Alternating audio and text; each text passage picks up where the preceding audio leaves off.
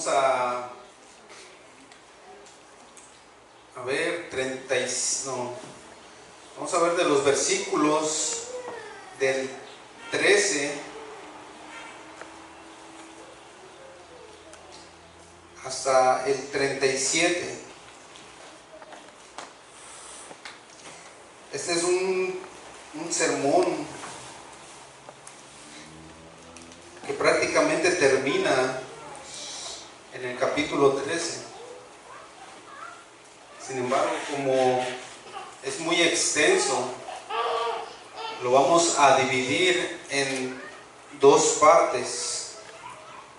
Hoy, si Dios lo permite, estaremos viendo la primera parte, y el próximo jueves, si el Señor también nos lo permite, veremos la segunda parte. Esta es la predicación de Pablo, la primera predicación de Pablo registrada en el libro de los Hechos. ¿Y de quién creen que predica? De Jesús, de aquel a quien perseguían. Ahora está predicándolo.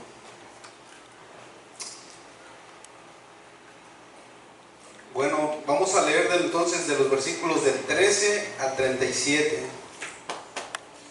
Dice la palabra de Dios: Habiendo zarpado de Pafos, Pablo y sus compañeros arribaron a Perge de Panfilia. Pero Juan, apartándose de ellos, volvió a Jerusalén. Ellos, pasando de Perge, llegaron a Antioquía de Pisidia y entraron en la sinagoga un día de reposo y se sentaron. Y después de la lectura de la ley y de los profetas, los principales de la sinagoga mandaron a decirles: varones hermanos, si tenéis alguna palabra de exhortación para el pueblo, hablad. Entonces Pablo, levantándose, hecha señal de silencio con la mano, dijo: varones israelitas, y los que teméis a Dios, oíd. El Dios de este pueblo de Israel escogió a nuestros padres y enalteció al pueblo, siendo ellos extranjeros en tierra de Egipto, y con brazo levantado los sacó de ella, y por un tiempo como de 40 años los soportó en el desierto. Y habiendo destruido 7 naciones en la tierra de Canaán, les dio en herencia su territorio. Después, como por 450 años, les dio jueces hasta el profeta Samuel. Luego pidieron rey, y Dios les dio a Saúl, hijo de Cis, varón de la tribu de Benjamín, por 40 años. Quitando levantó por rey a David, de quien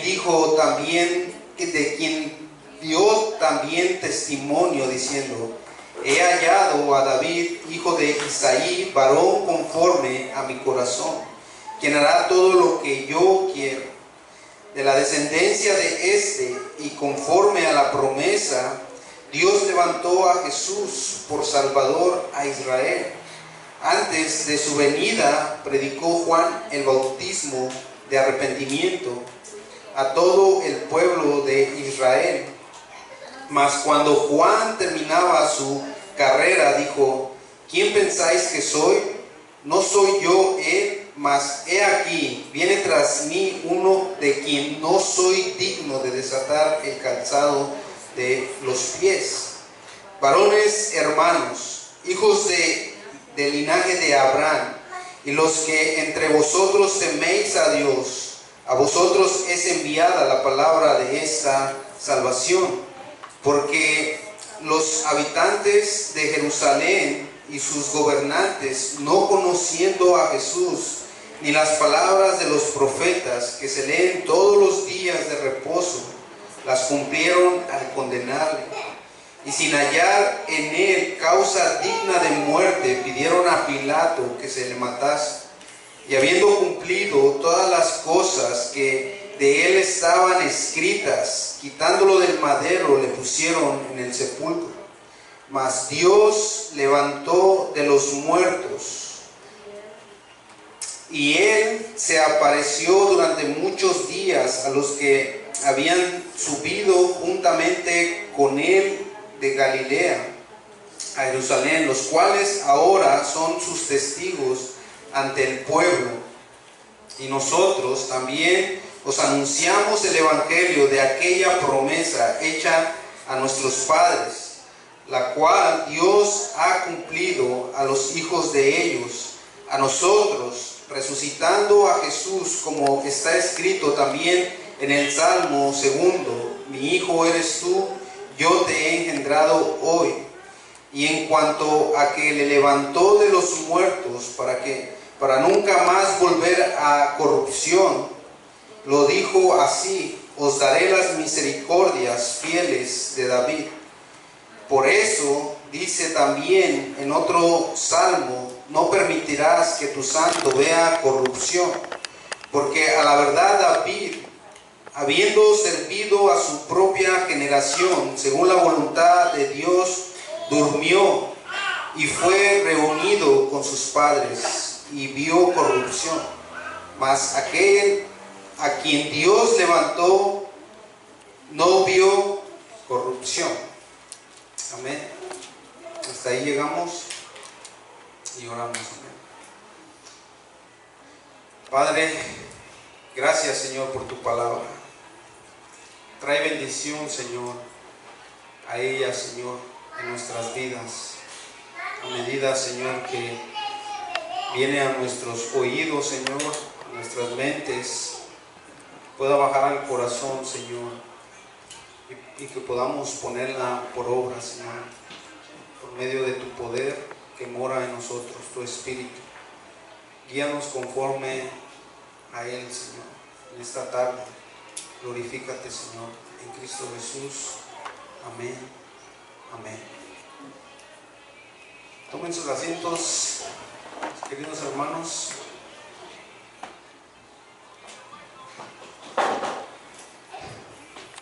Hemos dicho que vamos a dividir este sermón en dos partes.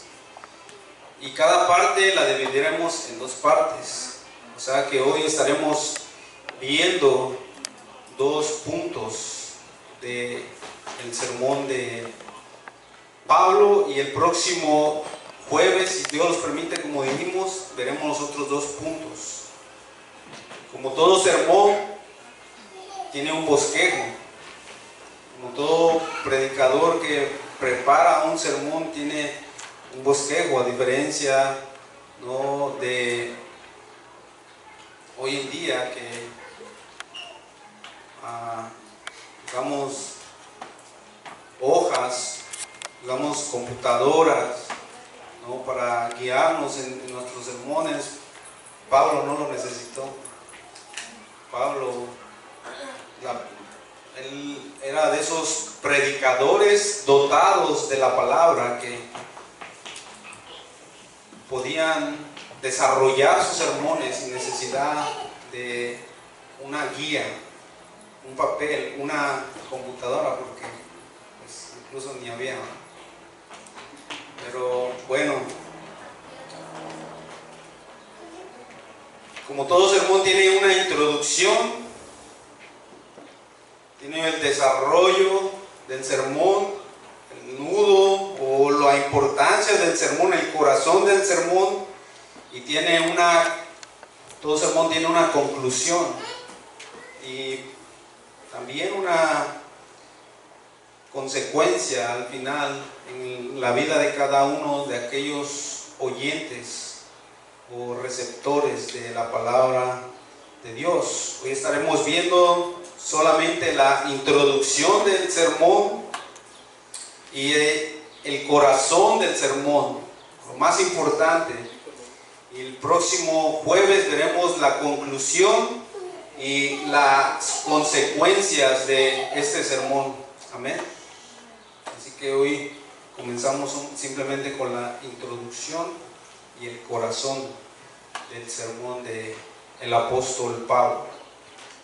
Hoy en día hay una escasez de predicación bíblica sana, tanto así que se crea un hambre a la tierra, y esta hambre no es hambre de pan ni de sed de agua, sino de oír la palabra de Jehová, o la palabra de Dios, como el profeta Amós lo dice en 8:11. No es hambre de pan, no es sed de agua, sino de oír la palabra de Jehová, y es lo que escasea hoy en día en las iglesias. La predicación bíblica ha sido siempre el catalizador de todo gran avivamiento en la historia de la iglesia. Lo vemos desde los primeros años en la iglesia primitiva y a través de toda la historia, la Reforma en el siglo XVI, y de ahí se desprendieron grandes hombres, predicadores de Dios. Durante los primeros años de la iglesia se realizó la más grande predicación de la historia. Ya el doctor Lucas, el autor de Hechos, inspirado por Dios, ha presentado esto. La iglesia nació en el día de Pentecostés, cuando Pedro predicó su primer sermón en el capítulo 2.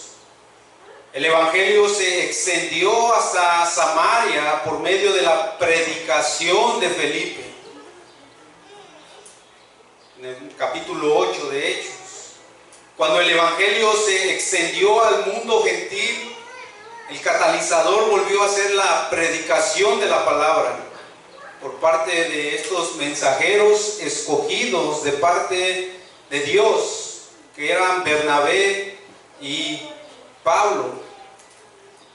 En Hechos 13 contiene el primer y más fabuloso sermón registrado de más grande predicador de todos los tiempos, como es considerado Pablo. Aunque este es el primero de sus sermones registrados en el libro de Hechos, Pablo no era un predicador principiante. Había predicado en Damasco inmediatamente después de su conversión. Eso lo vemos en capítulo 9, versículo 20 de Hechos. Su más grande temor era ser un ministro, un siervo infiel. Y eso se expresa en sus palabras cuando él dice en 1 Corintios 9:16: ay de mí si no anunciare el evangelio. Y esto por implicación, nosotros deberíamos adoptar esas palabras: ay de nosotros, ay de mí, Luis, ay de cada uno de ustedes aquí presentes, si no predican el evangelio, si son hallados ministros, siervos infieles. Al anunciar el evangelio, nosotros estamos arrebatando almas del infierno. La predicación del evangelio es el medio y nosotros somos simples instrumentos. Pero es la palabra la que tiene el poder, es el evangelio el que tiene el poder de Dios para salvar a esas almas del infierno. No son los milagros, no es la sabiduría humana, no es la psicología ni la filosofía. Es la palabra de Dios, es el evangelio de Dios, el evangelio de Jesucristo, el evangelio de nuestra salvación, el evangelio de la gracia.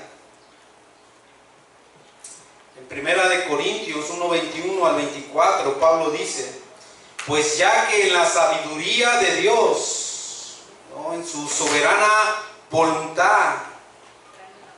El mundo no conoció a Dios mediante la sabiduría.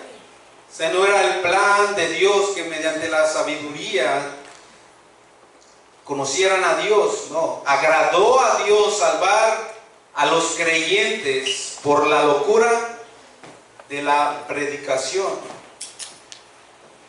Porque los judíos piden milagros. La gente ahora quiere milagros, quiere ver obras para creer. Pero Jesús dijo que ni aun si se levantara uno de los muertos y viniera a ellos, iba a creer.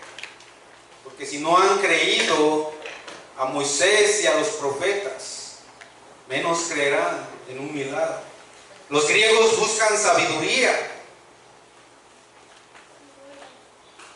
pero nosotros predicamos a Cristo, decía Pablo, crucificado, para los judíos ciertamente tropezadero y para los gentiles locura, mas para los llamados, así judíos como gentiles o como griegos, Cristo poder de Dios y sabiduría de Dios.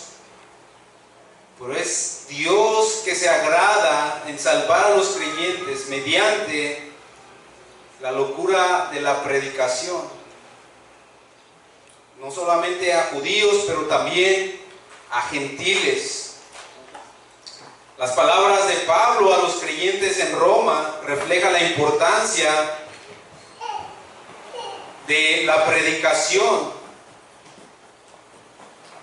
¿Cómo pueden invocar a aquel del que no han creído? ¿Y cómo van a creer a aquel de quien no han oído? ¿Y cómo van a oír si no hay quien les predique? Cuando Jesús se encuentra con sus discípulos y dice que vio las multitudes que estaban como ovejas sin pastor, ¿cuál fue su principal preocupación? ¿Qué fue lo que les dijo a los discípulos? Les dijo que oraran al Señor de la mies para que enviara obreros a su mies. La preocupación no era de que las ovejas estaban sin pastor, su preocupación era de que oren porque tal vez los obreros no vayan a su mies. No vayan a la mies.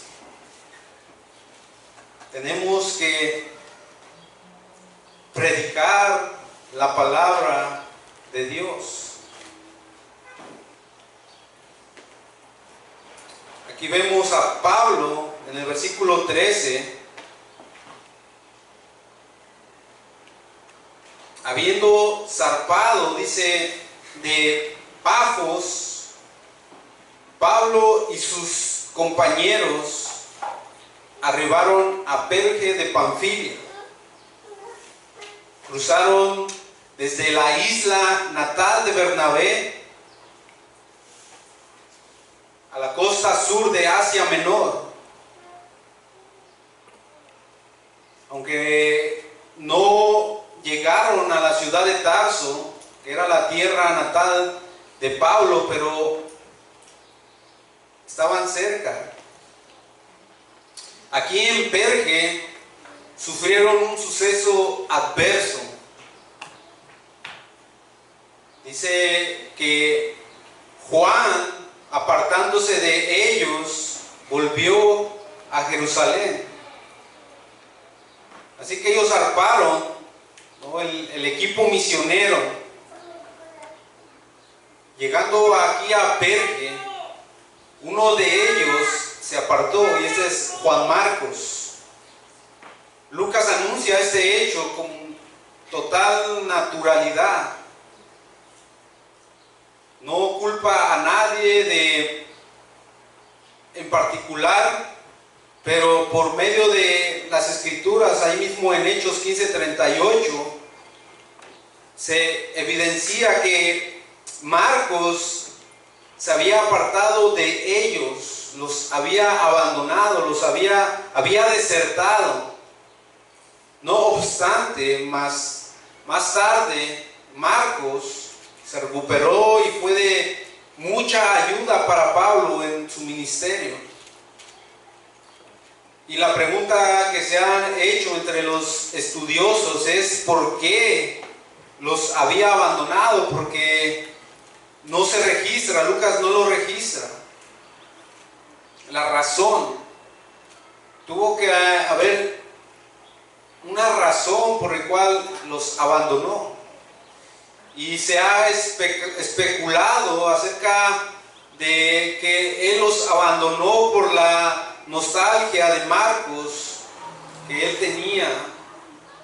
Tal vez extrañaba a su mami y a su papi en Jerusalén. Extrañaba a sus amigos en Jerusalén. Y dice, esto no es para mí, ¿sabes de qué? Está bien y todo, pero voy a regresar para Jerusalén. Y desertó. Otros dicen que a Marcos le asustaron los peligros del viaje, porque ese lugar era peligroso.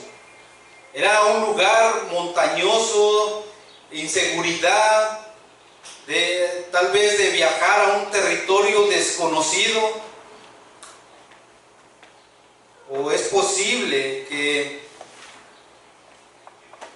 haya puesto objeción en que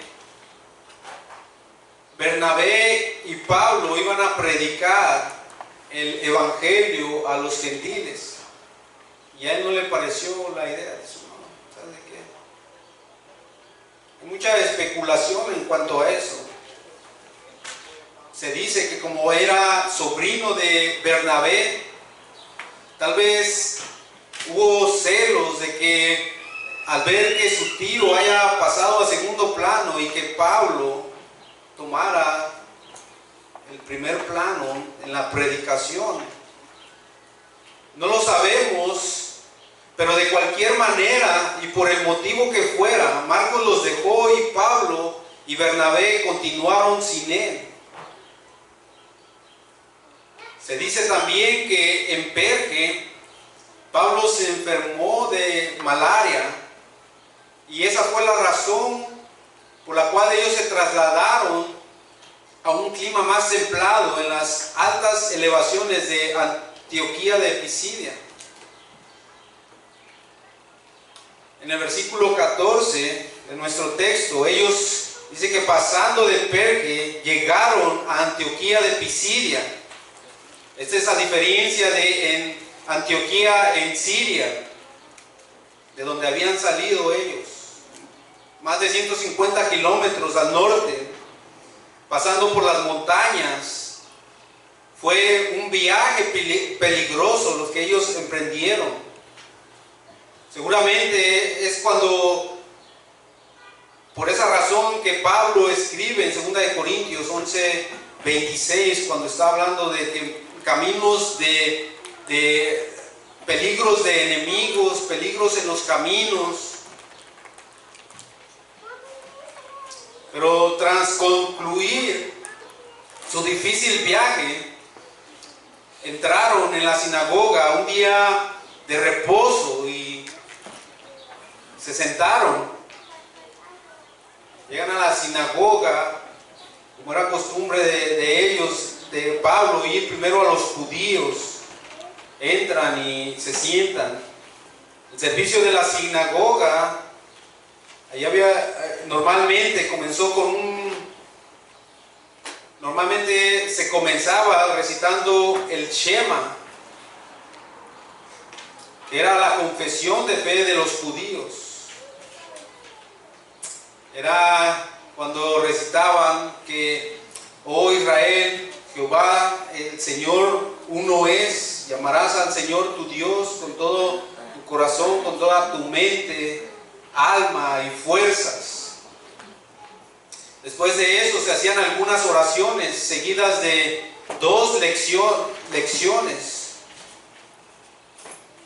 Una del Pentateuco y otra de los profetas.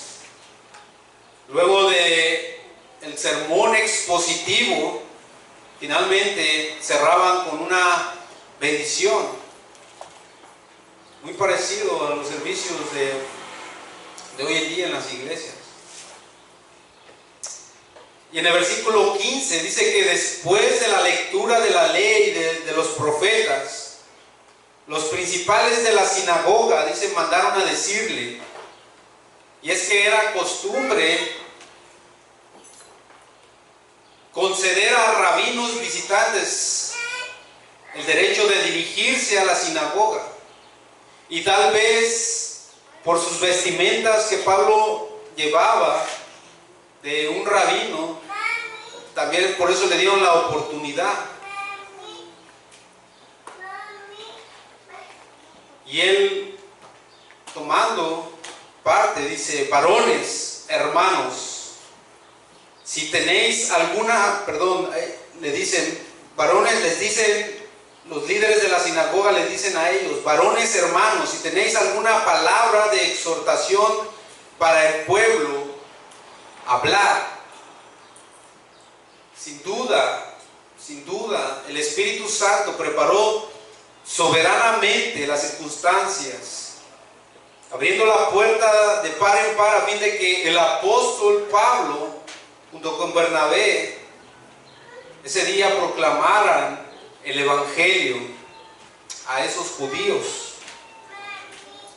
Y ahora Lucas presenta su primer resumen completo de uno de los sermones de Pablo, aunque aquí están algunos gentiles temerosos de Dios, así eran como le llamaban aquellos gentiles prosélitos que venían al judaísmo, pero sin embargo no se habían circuncidado, como era el caso del centurión, ¿se recuerdan? Temeroso de Dios, era un gentil pero que seguía la ley, pero no se había circuncidado. Entonces había gentiles ahí temerosos de Dios, pero el mensaje básicamente está dirigido a una audiencia judía. A una audiencia judía. Más adelante Lucas presentará los ejemplos de los sermones de Pablo a los gentiles. Por ejemplo, a los de Listra o a los filósofos de Atenas. Pero aquí ahora el ambiente es judío. El día es sábado o día de reposo. La jurisdicción es la sinagoga. Las lecciones son de la ley y de los profetas. Los oyentes son israelitas. Y el tema es cómo el Dios de este pueblo de Israel, conforme a la promesa, ha provisto a Israel un Salvador que es Jesús. Ese es el tema del sermón de Pablo.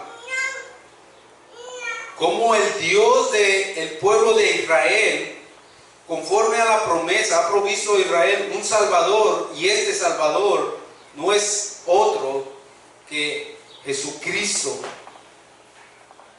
Evidentemente Lucas está ansioso por demostrar que el mensaje de Pablo a los judíos era básicamente el mismo que el de Pedro. Que Pablo no se había vuelto a los gentiles antes de haber ofrecido el evangelio a los judíos, y de haber sido rechazado, y que lejos de ser un innovador, Pablo estaba declarando solamente lo que Dios había prometido en las Escrituras y ahora había cumplido en Jesús. Así que esta es la introducción del sermón de Pablo. Y su introducción es la preparación del Antiguo Testamento. La preparación del Antiguo Testamento. en el versículo 16. Entonces Pablo, levantándose, echa señal de silencio con la mano. Esto era para captar la atención de la audiencia y comenzar a dar su discurso, a dar su mensaje. Él dijo: varones israelitas, es decir, a los judíos que estaban presentes y a los que teméis a Dios. Entonces se refiere a los gentiles prosélitos. Y entonces aquí Pablo invita a oír, a poner atención a lo que él va a decir. Por lo que estaba a punto de decir, eso contenía el mensaje más importante que alguna vez ellos oirían. El mensaje del Evangelio. Los personajes principales que dominaron el sermón de Pablo fue Dios el Padre. Lo vemos en el versículo 17, 18, 19, 20, 21, 22, 23, 30, 33 y 37.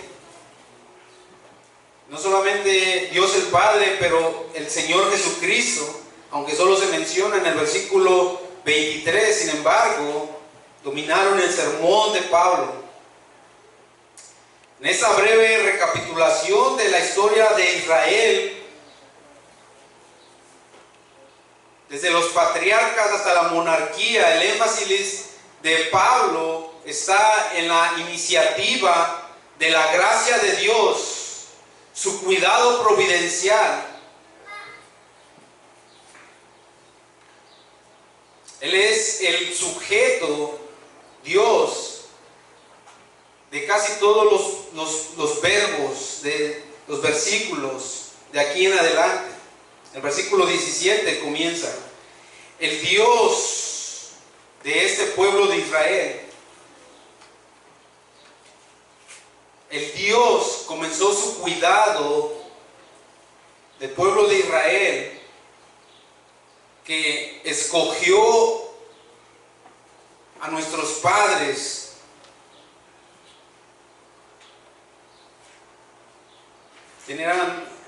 ¿A quién se refería con nuestros padres? Abraham, Isaac, Jacob, José, los patriarcas. Después de la era patriarcal, Dios, enalteció al pueblo, sigue diciendo Pablo, siendo ellos extranjeros en la tierra de Egipto. Y esta frase se refiere al propósito soberano de Dios, efectuando con relación al aumento en cantidad e influencia de los hebreos. Y finalmente leemos en Éxodo 1:8. Si vamos ahí, Éxodo 1:8, que entre tanto se levantó sobre Egipto un nuevo rey que no conocía a José y dijo a su pueblo. Finalmente, entonces, por el temor al poder de las cantidades crecientes de los israelitas, ese nuevo faraón esclavizó y maltrató cruelmente al pueblo hebreo. Sin embargo, Dios no olvidó a su pueblo. En la providencia de Dios, Él los estaba cuidando. Y después dice Pablo, y con brazo levantado, denotando su poder, lo sacó de ella. Después del éxodo, Dios siguió cuidando a la nación. A la nación. En el versículo 18, y por un tiempo como de 40 años lo soportó en el desierto. Un pueblo rebelde, un pueblo contradictorio, pero Dios, vemos la fidelidad de Dios en sus promesas, guardando su pacto y cuidando al pueblo a quien les había hecho su pacto, sus promesas. Y vemos que aún en su rebeldía, Él lo soportó. Es decir, soportando su comportamiento, Dios cuidó de su pueblo a pesar de su rebelión. En el versículo 19 dice: y habiendo destruido 7 naciones en la tierra de Canaán, les dio en herencia su territorio. Eso lo vemos en Deuteronomio 7:1. Ahí se enumera las 7 naciones destruidas. Y continúa Pablo en su discurso. En el versículo 20 dice: después, como por 450 años, o sea, después del cautiverio en Egipto, hasta la destrucción, hasta la distribución de la tierra, y aquí resaltó Pablo que pasaron como 450 años, y eso es un número redondeado, probablemente con la intención de incluir 400 años de su exilio en Egipto y 40 en el desierto y 10 para la conquista de la tierra. Y cuando fueron oprimidos por sus enemigos, Dios en su providencia les dio jueces. Y de ahí brinca de la era patriarcal a los jueces, Pablo. Les dio jueces, o sea, libertadores, hasta el profeta Samuel. Samuel une el periodo de los jueces con el periodo de los reyes. Podría decir que Samuel fue el último juez. De su falta de confianza en Dios y su deseo de ser como las otras naciones, los israelitas pidieron rey. Su rey era Dios. Él era el que los gobernaba, pero en su afán de ser como las otras naciones, como 1 Samuel 8:5 lo narra, dice que pidieron rey. Luego pidieron rey. Y aunque esta petición era un rechazo a Dios mismo, estaban rechazando a Dios, al Señor. Dios les dio a Saúl, hijo de Cis, varón de la tribu de Benjamín, por 40 años, como su primer rey. Y luego Dios, en el versículo 22 de nuestro texto, dice: quitando o sea, a Saúl, les levantó por rey a David. Y aquí hay un agudo contraste entre estos dos, entre Saúl y David, porque David dice que fue quitado Saúl por su desobediencia, pero David, quitado levantó por rey a David, de quien dio también testimonio diciendo, es decir, Dios dio testimonio diciendo: he hallado a David, hijo de Isaí, varón conforme a mi corazón. Un varón conforme al corazón de Dios. O sea, quitó a Saúl porque desobedeció al mandato de Dios y puso a David porque era conforme al corazón de Dios. ¿Y acaso David no pecó? ¿Y acaso David no se metió con la mujer de Urías? ¿Y acaso David no mató a Urías, mandándolo al frente de la batalla?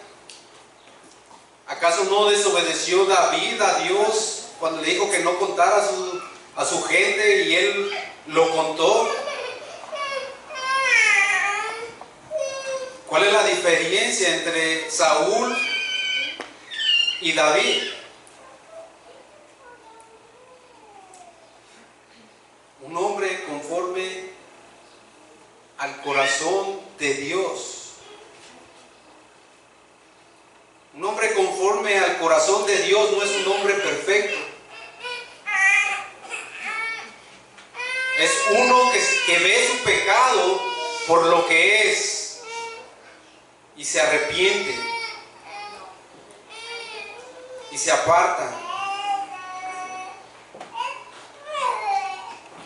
Es un hombre conforme al corazón de Dios, al de corazón contrito y humillado. Dice: he hallado a David, hijo de Isaí, conforme a mi corazón, quien hará todo lo que yo quiero. Ahora, habiendo llegado Pablo a David, hasta David, después de hablar de los patriarcas, después de hablar de los jueces y pasar la era de los reyes, bueno, estamos aquí en la era de los reyes, cuando llega a David, Pablo salta de la era de David directamente hasta el Salvador Jesús prometido, un descendiente, como un descendiente de David. Da el salto desde David hasta Jesús en su sermón.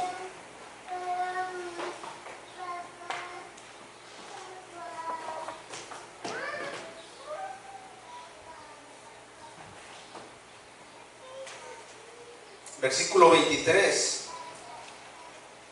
De la descendencia de este, y conforme a la promesa, Dios levantó a Jesús por Salvador a Israel.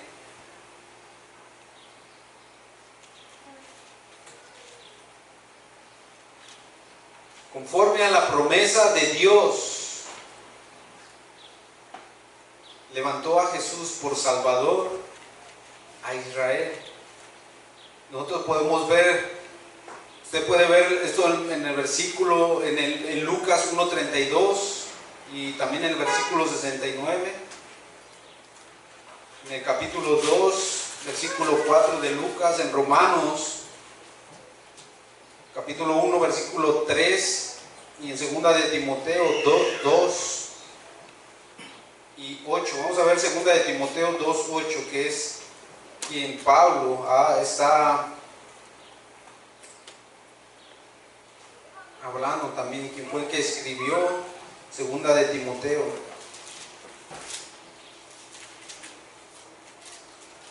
2:8 dice: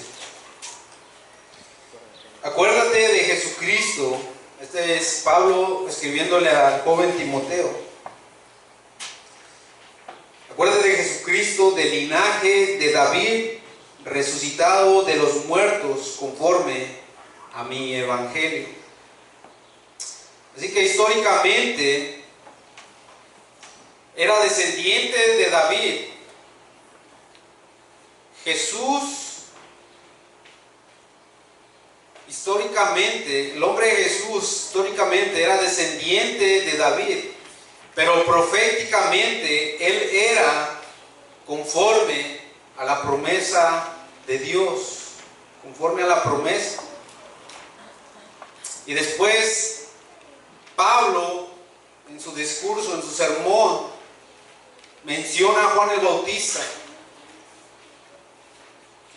como su precursor inmediato, el cual el Antiguo Testamento había profetizado de él en Isaías 43,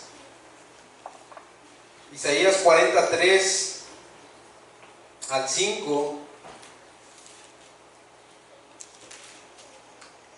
Dice: voz que clama en el desierto, preparar el camino a Jehová, enderezar calzada en la soledad a nuestro Dios. Todo valle sea alzado y bájese todo monte y collado, y lo torcido se enderece y lo áspero se allane. Y se manifestará la gloria de Jehová, y toda carne juntamente la verá, porque la boca de Jehová ha hablado. El Antiguo Testamento hablaba de el precursor del Mesías, y era Juan el Bautista. También lo hemos profetizado en Malaquías 3:1, y es ahí donde cierra el Antiguo Testamento, en Malaquías, el último profeta, uno de los profetas menores. 3:1 dice: he aquí yo envío mi mensajero, el cual preparará el camino delante de mí, y vendrá súbitamente a su templo el Señor a quien vosotros buscáis, y el ángel del pacto a quien deseáis vosotros. He aquí viene, ha dicho Jehová de los ejércitos.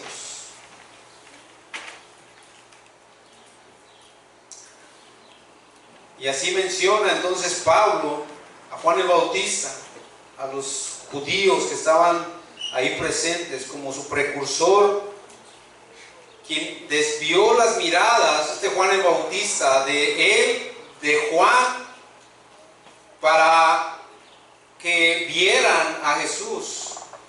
Desvió la mirada de Juan hacia Jesús. En los versículos 24 y 25, antes de su venida, predicó Juan el bautismo de arrepentimiento a todo el pueblo de Israel. Mas cuando Juan terminaba su carrera, dijo: ¿quién pensáis que soy? No soy yo él, mas he aquí, viene tras mí uno de quien no soy digno de desatar el calzado de los pies.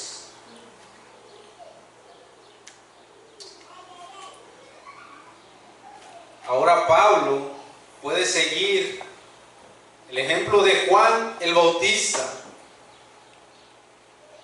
y dirigir la atención de sus oyentes, de los judíos y de los temerosos de Dios que estaban ahí,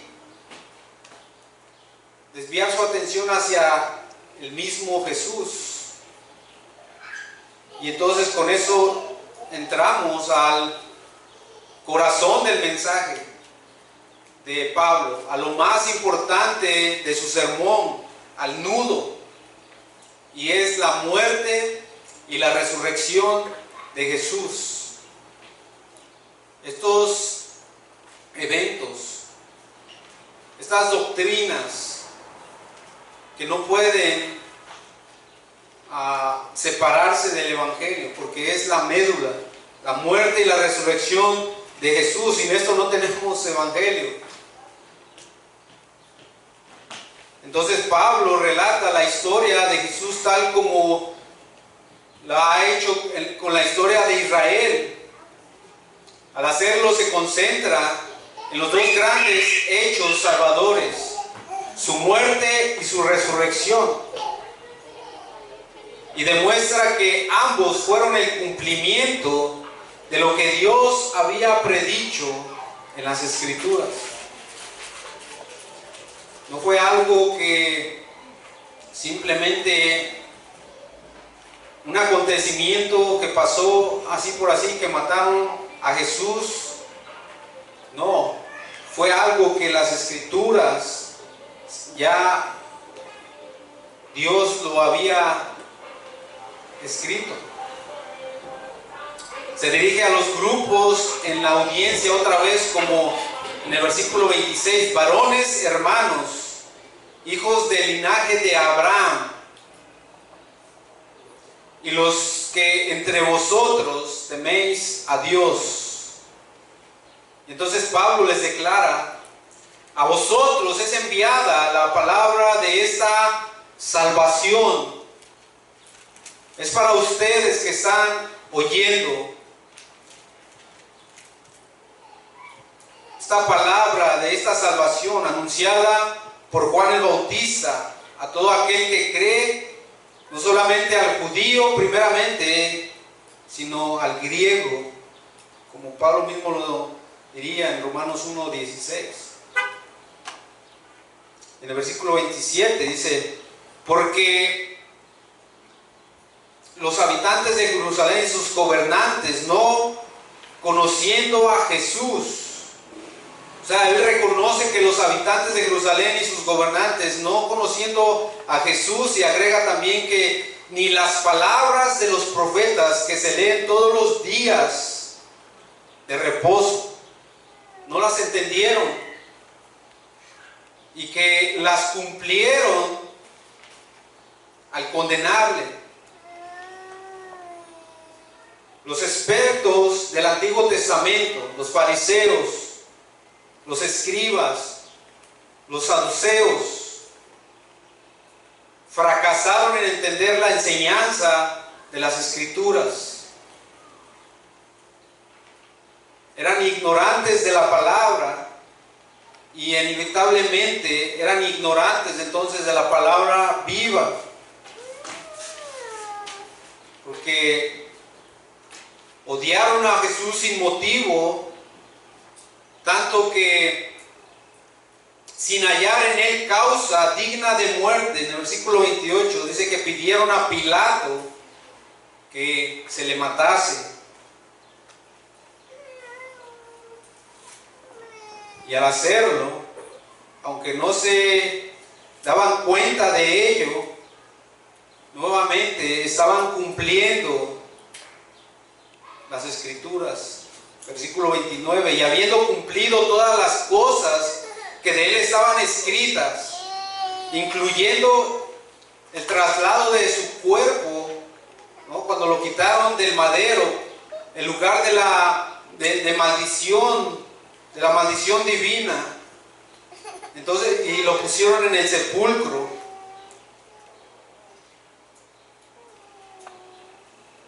Este horrible crimen de la crucifixión de Jesús, del Mesías, cumplió la profecía. Eso es lo que Pablo les está diciendo al pueblo, a su audiencia judía y a los gentiles que estaban ahí. Esta es la verdad culminante de su sermón. En el versículo 30, mas Dios le levantó de los muertos. Dios le levantó de los muertos. Y esta es la nota clave de la predicación apostólica. De todas las pruebas en cuanto a que Jesús es el Mesías, esta es la más grandiosa, que Dios levantó de los muertos a Jesús. Eso estaba en las bocas de los apóstoles cuando predicaban la palabra de Dios. Estaba en boca de Pablo, de Pedro, esta verdad grandiosa. Como evidencia para la resurrección, Pablo citó el hecho de que él se apareció durante muchos días a los que habían subido juntamente con él a Galilea, en el versículo 31, a Jerusalén, los cuales ahora son sus testigos ante el pueblo, los cuales los apóstoles, se manifestó a los apóstoles y ellos son ahora sus testigos. Sus testigos.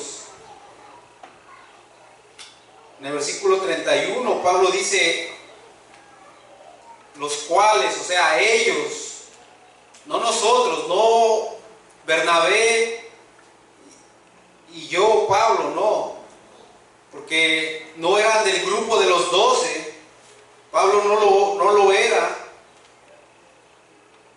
que podían dar testimonio de lo que habían visto y oído durante su ministerio público de Jesús, pero ahora pasa del ellos al nosotros, incluyéndose él mismo en el versículo 32, y nosotros también os anunciamos el Evangelio.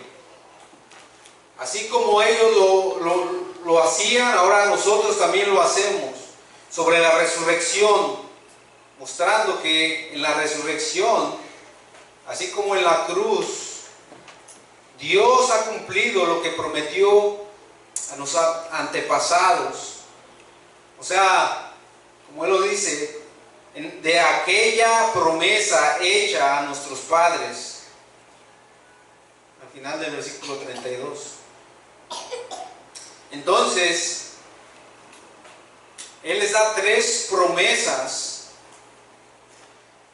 En el sermón de Pablo, aquí vemos 3 promesas. Y la primera está en el versículo 33. La cual Dios ha cumplido a los hijos de ellos,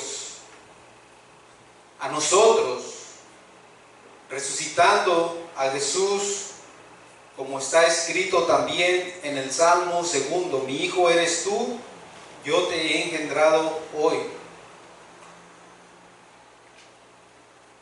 Esa es la primera promesa, y para corroborar esa afirmación Pablo cita el Antiguo Testamento en Salmos 2:7 acerca del Hijo de Dios.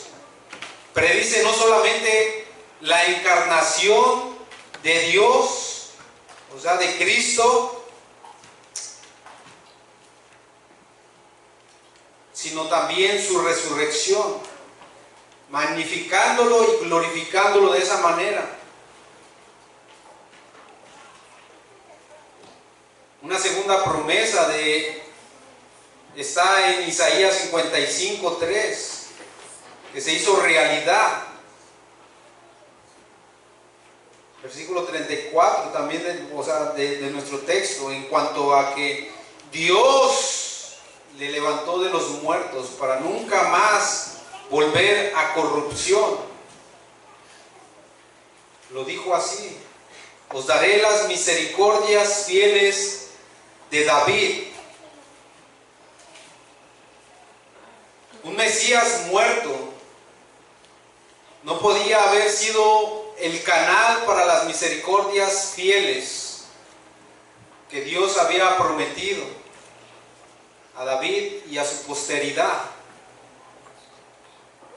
Podían ser seguras, es decir, permanentes, solo gracias a la resurrección del Hijo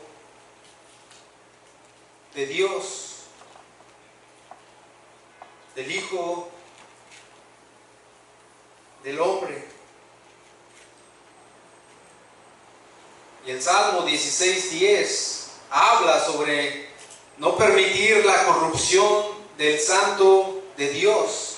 Y esa es la última y más grandiosa promesa. En el versículo 35, por eso dice también en otro salmo, el que acabamos de citar, 16:10, no permitirás que tu santo vea corrupción. Y aquí David, cuando escribe esto, tenía en mente al Mesías, no se tenía en mente a sí mismo. Y es obvio porque David murió, fue sepultado y sufrió corrupción. El versículo 36 de nuestro texto lo declara: porque a la verdad David, habiendo servido a su propia generación según la voluntad de Dios, durmió y fue reunido con sus padres. Y dice, y vio corrupción. Sin embargo, en un agudo contraste entre David y Jesús, que aquel a quien Dios levantó no vio corrupción. En el versículo 37. Aquel a quien Dios levantó, este es a Jesús, el Mesías, el Hijo de Dios, nuestro Salvador, no vio corrupción. Resucitó de entre los muertos, el primogénito de la resurrección. Anteriormente otros habían resucitado. Jesús había resucitado a una niña, pero ella volvió a morir. Jesús resucitó a Lázaro. Lázaro volvió a morir. Pero Jesús resucitó y no muere. Él permanece. Y mientras está en su trono a la diestra del Padre, a todos los que le pertenecen a Él, nadie los puede arrebatar de su mano. Que Él gobierna, Él reina, Él está en gloria. Él es el que prometió venir por su iglesia. Y si Él ya ha cumplido las promesas, si Dios ha cumplido las promesas de su palabra, Él cumplirá también las que están por venir. Él es fiel. Vemos la fidelidad de Dios y el cuidado hacia su pueblo. Vemos su providencia hacia los suyos, guardándolos hasta el encuentro glorioso con Él. Al que Dios levantó no vio corrupción. Y ahí termina el segundo punto de Pablo, de su sermón. El tercer punto de Pablo es la conclusión, que no veremos hoy por falta de tiempo, pero como hemos dicho, si Dios lo permite, la próxima semana, y después también veremos las consecuencias del sermón. ¿Qué consecuencias trajeron de este sermón que Pablo predicó? Pero nosotros debemos gloriarnos en Jesucristo, en Dios, en esa obra de la cruz. No en un Mesías muerto, no, de ninguna manera. Un Mesías muerto no cumple nada, no nos salva, porque ni un Mesías muerto ni él mismo se pudo salvar, como le decían los judíos. Pero este se levantó de los muertos. Por lo tanto, esas promesas son también pruebas poderosas de que del Antiguo Testamento, que Jesús es quien dijo ser, el Hijo de Dios, el Mesías, el Salvador del mundo, el Alfa y la Omega, el buen pastor de las ovejas, el que reina, Dios, el que vendrá por su iglesia, el que está intercediendo por nosotros ante el Padre, el que nos guarda, el que dijo que estaría todos los días con nosotros hasta el fin del mundo, el que descenderá por su iglesia, el Cordero que fue inmolado, el que es digno de recibir la gloria, la honra, de quien pertenecen todas las cosas, y todas las cosas que son por medio de Él y son para Él. A Él les pertenecemos. Y todas esas promesas son verdad en Él. En Él son sí y amén. ¿No se alegra, hermano? Que tiene un Dios, no como los otros dioses de madera, de piedra. Tenemos un Dios vivo, verdadero, en quien podemos poner toda nuestra confianza, en quien nos sostiene.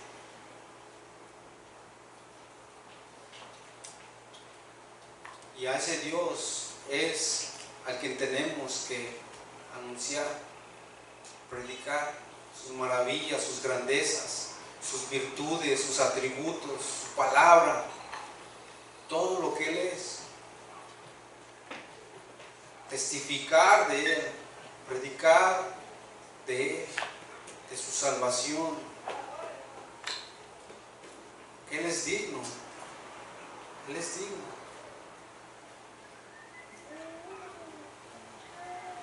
Vemos aquí cómo las misiones comienzan a salir fuera de Jerusalén, de Judea, están llegando hasta los confines del mundo.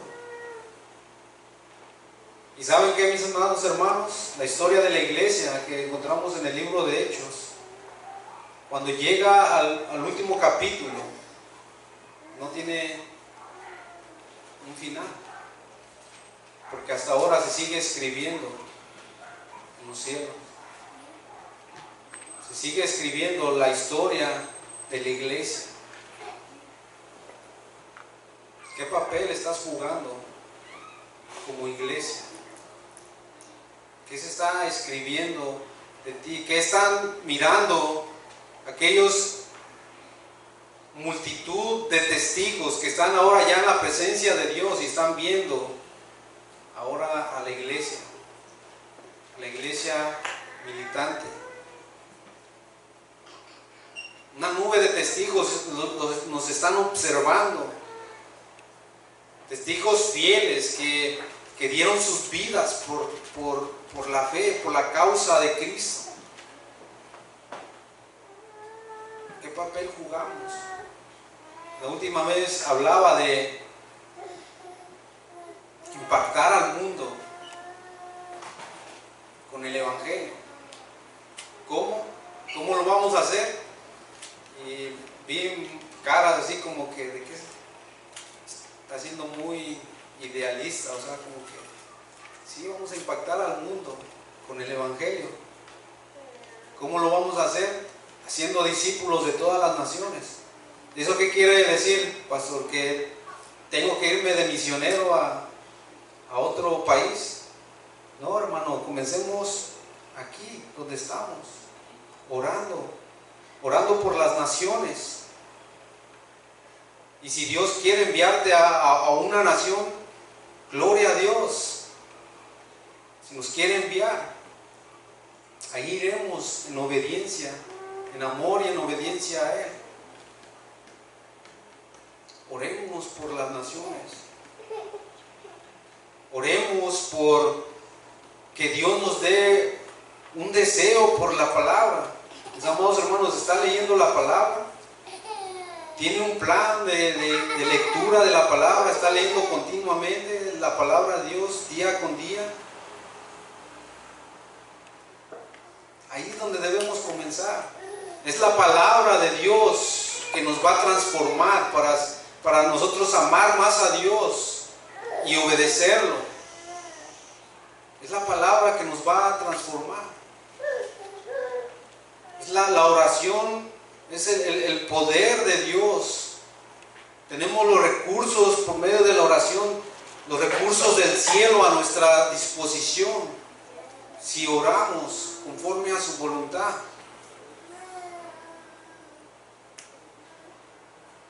Ahí es donde debemos empezar y a predicar el Evangelio.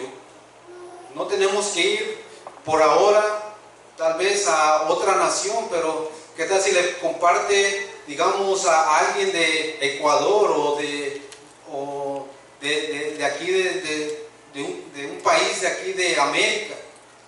O si habla inglés o francés, le comparte a alguien y se convierte, y esa persona va a ir cuando llegue a su país, o uno de nosotros que estamos aquí,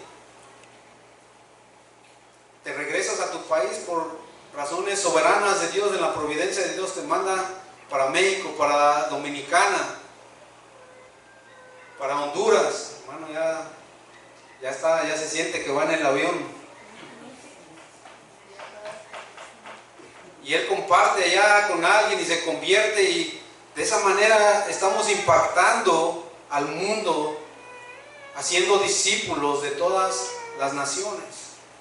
Estamos en un país que es, le dicen, la ciudad del mundo. ¿Por qué le dicen la ciudad del mundo? Porque aquí hay de todo, de todos los continentes, de todos los países, aquí los encontramos. Pero necesitamos, hermanos, sacudirnos el polvo y comenzar a hacer la obra de Dios. ¿Cuántos dicen amén? Vamos a pedirle a Dios que nos ayude. Amén. Señor, te damos gracias, te alabamos, te bendecimos, Señor, por el Evangelio, Señor, porque por medio de él fuimos, Señor, salvados. Y ese Evangelio, Señor, no existiría, Señor, si tú no hubieras, Señor, descendido y dejado tu trono, tu alabanza, la alabanza de los ángeles, Señor, en el cielo, y condescendido a la tierra, Señor, y dar tu vida por pecadores, Señor. Si no hubieras resucitado de los muertos, si no estuvieras ahora en gloria, no hubiera evangelio, Señor. Pero sabemos, Señor, tenemos la certeza, la certidumbre, la convicción de que tú estás, Señor, en tu trono de gloria, y que somos guardados por tu poder, Señor, que nos has encomendado, Señor, una misión, y queremos hacerla, Señor, por amor, Señor, a ti, en obediencia a ti, Señor. Pero no podemos hacerlo en nuestras fuerzas, Señor. Ayúdanos, Señor, capacítanos.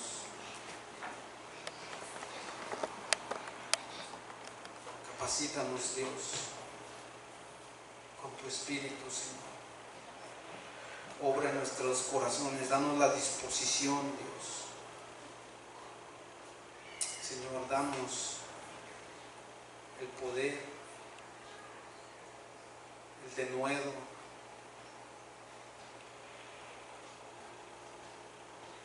el amor, Señor, para hacerlo, la sabiduría, Señor, la piedad, Señor,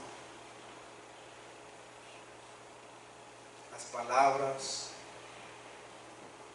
Capacítanos, Señor, para hacer tu obra, Señor. Te lo pedimos, Señor, en Cristo Jesús. Amén. Amén.